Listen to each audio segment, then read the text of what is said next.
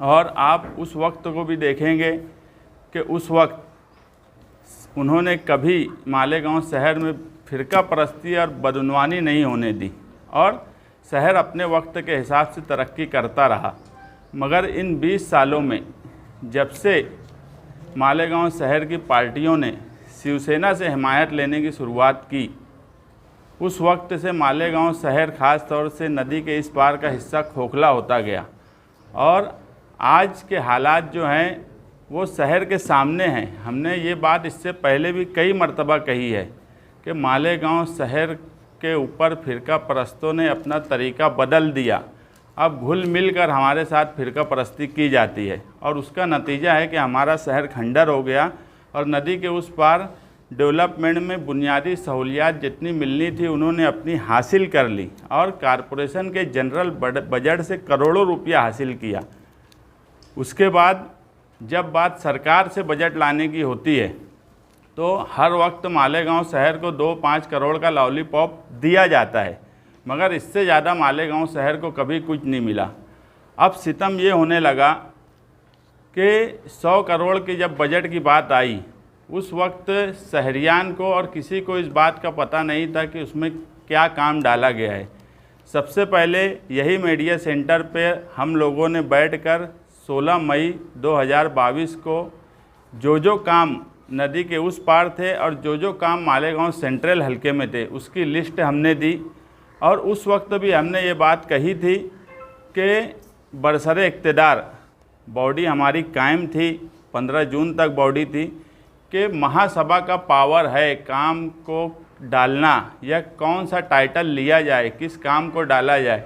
ये किसी सरकार का अधिकार नहीं था, ना ही कोई मिनिस्टर या एमएलए का अधिकार था, ये मालेगांव कॉरपोरेशन का अधिकार था।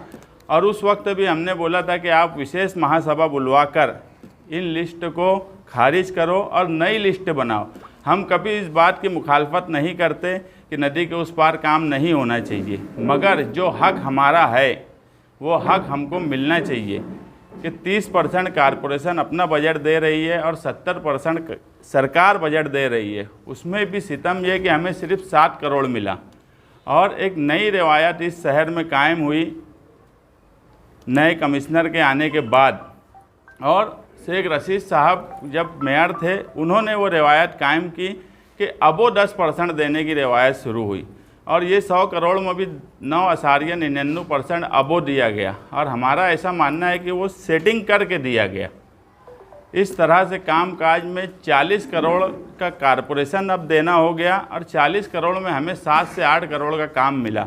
और उस पर अगर मालेगांव शहर खुशफहमी में है या अगर कोई ये बोलता है कि हम काम करवा रहे हैं या काम कर रहे हैं तो ये गलत बात है। हमारा हक भी हमें नहीं मिल रहा है और उसके बाद कोई हमसे 100 रुपया लेके जा रहा है और 20 रुपया दे रहा है और हम उस पर अगर खुश हैं तो ये मालेगांव शहर के लिए अच्छी बात नहीं है, ना मालेगांव के मुस्तकबिल के लिए ये अच्छी बात है।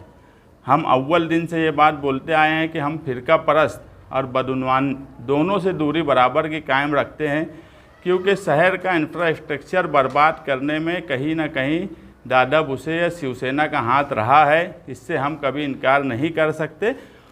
अगर दादा भुसे या शिवसेना ईमानदार होती तो हम 70-80% टैक्स देने वाले को कम से कम 50% का काम हमें दिया जाता, मगर ऐसा काम नहीं दिया गया। जो ब्रिज की बात की जाती है, राम सेतु ब्रिज हो या मौसम ब्रिज हो या सांडवे ब्रिज हो, लेकिन अव्वल दिन से मौलाना अब्दुल हमीद नुमानी साहब के नाम से जो नुमानी पुल था जो कि मुसलसल इस्तेमाल में है, उस वक्त की कांग्रेस पार्टी ने उस ब्रिज के ऊपर बदउनवानी की और ये हमने हर वक्त साबित किया। यहाँ तक कि असम्बली इलेक्शन में वो ब्रिज नुमानी पुल का कहीं ना कहीं असम्बली इलेक्शन में एक टर्निंग पॉइंट बना। वहाँ ख्याबान निसाज चौक पे एक पंचायत बैठी, उस पंचायत में मैं खुद हाजिर था, मुझ पर केस भी हुआ और वो असम्बली इलेक्शन का टर्निंग पॉइंट था। और हम उसको मानते हैं कि उस बात को लेकर लोगों में गुस्सा रहा कि ज़मीन दे दी गई MM खान को और ब्रिज का काम नहीं हुआ। और आज वही ब्रिज हमारे उल्मा का आज फ़िरका परस्ती का शिकार हो गया। सांडवे ब्रिज की बनाने की कोई ज़रूरत हमें महसूस नहीं होती, ना उसका इस्तेमाल है ऐसा। हमारी मालूमात में एक दारू की दुकान वाले के बोलने पे सांडवे ब्रिज का काम किया जा रहा है और बावसूख जराए से ये बात हमें संगमेश्वर के ही कुछ लोगों ने बताई है कि वो ब्रिज क्यों बनाया जा रहा है।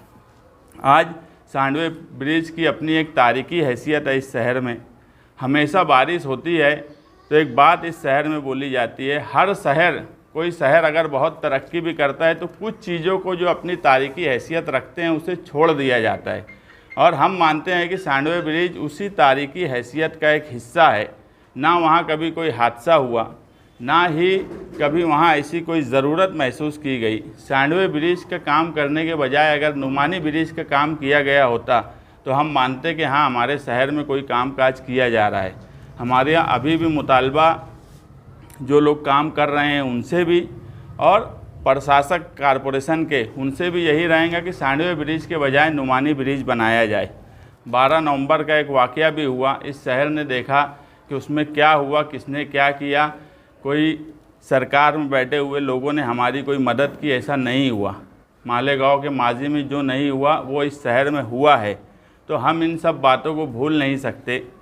घरपट्टी के सवाल, अव्वल दिन से हम ये बात बोलते थे कि पानी पट्टी 5% 2007 में जब लगाई गई, आज तक उसे हम हटा नहीं पाए। जो भी लोग इक़्तिदार में आए उसके बाद से कभी पानी पट्टी हटाने की कोशिश भी नहीं किए और उसी तरह घरपट्टी का सवाल आज हमारे सामने खड़ा हो गया। तुम अपने वक्त में ठहराव करेंगे, उसके बाद ठहराव हुआ,